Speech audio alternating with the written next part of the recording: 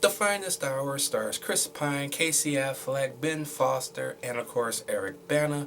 And the plot of this movie is set in 1952. Chris Pine is of course one of the Coast Guard members, and he has to go out in a small boat. Mind you, not a big boat, a small little boat with like one little propeller, out to rescue a bunch of shippers that are stranded on half of their ship, because there are two ships that are in distress, but the second one nobody knows about until later on, when they are about almost a third of the way sinking. So now they have to go and rescue everybody off of that boat before it sinks. This is probably the best Disney movie, based on a true story made. This was a good ass movie. I enjoyed the hell out of this movie. Now, for those of you guys who are, what's the word, that have depression and whatnot, take your depression pills with you, because you're gonna need them for this. This movie is stressful as all hell. Yeah, so bring your stress medications, because this movie is impactful as fuck, and I'm not over exaggerating when I say that.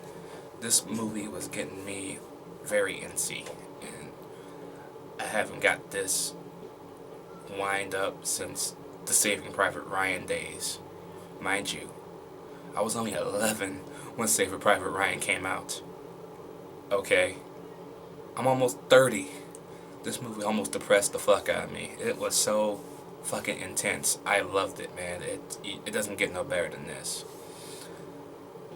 The action doesn't live up, because they're in the middle of a fucking storm while they're trying to do this rescue, and the unbearable sea is not their friend in this movie. Yeah, things just don't look as well. The acting in this movie is solid. Love the acting. Chris Pine, of course, lost a lot of weight. He is very fucking skinny. He has a big ass head, but he's very fucking skinny in this movie. I never see him look that. He looked almost sick.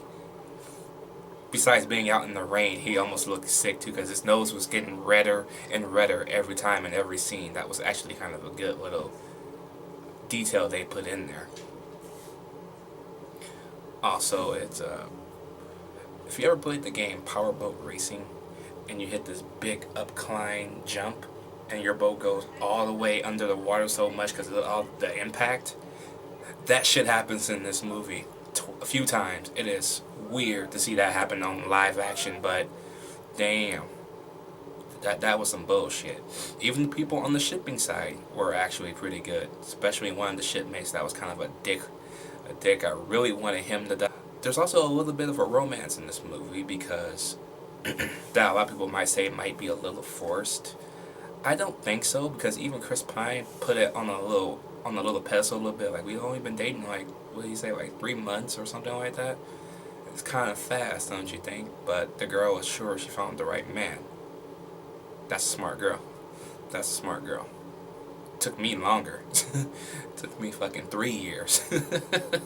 So, yeah.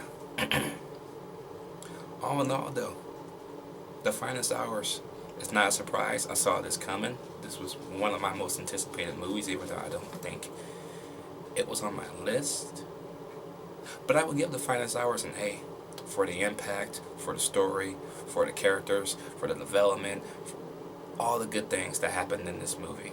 I would give you an A. Way to go, Disney. Way to go. Let me know what you guys think about The Finest Hours down below. Did you like it? Did you not like it? What is your favorite true story? Like, true story of sudden death could happen. True story.